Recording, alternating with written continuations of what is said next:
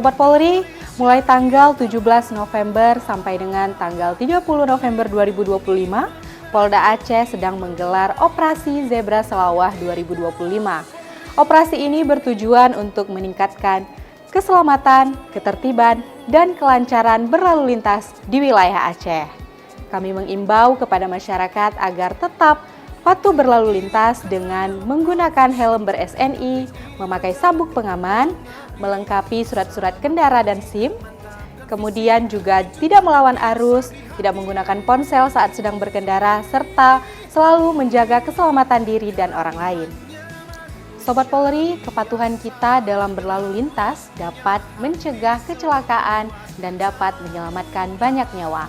Untuk itu, mari bersama kita wujudkan berlalu lintas yang aman dan tertib di seluruh wilayah Aceh.